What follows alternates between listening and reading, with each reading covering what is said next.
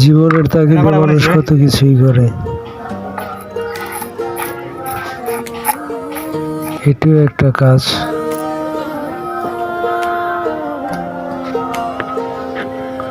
এরা বাঁশ দিয়ে নিখুঁতভাবে বিভিন্ন ধরনের আসবাবপত্র তৈরি করে, যেগুলো দৈনিক বিভিন্ন খুঁটিনাটি কাজে ব্যবহার করা হয়।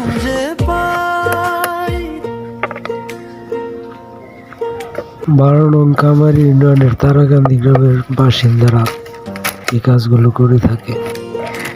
আর্থিক অনটন সামাল দিতে এখানকার লোকজন এই কাজগুলো করে থাকে। আর্থিকভাবে খুব বেশি একটা স্বাবলম্বী হওয়া যায় না এই কাজের মাধ্যমে, তারপরেও মানুষ জীবনের তাগিদে এই কাজগুলো করে থাকে।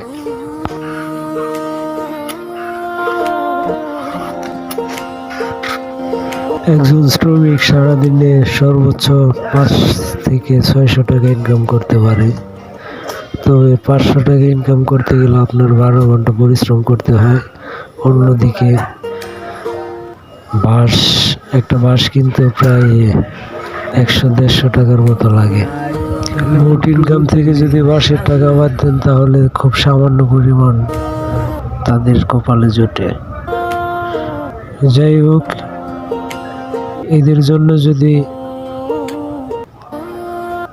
ইউনিয়ন ভিত্তিক বা সরকারের পক্ষ থেকে কোনো প্রকার সাহায্য সহযোগিতা করা যেত তাহলে হয়তো এদের জীবন মান অনেকটাই উন্নয়নমুখী থাকতো।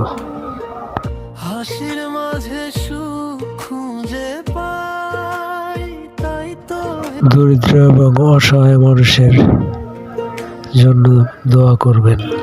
দেখা হবে পরবর্তী কোনো গ্রামীণ তথ্যচিত্র নিয়ে।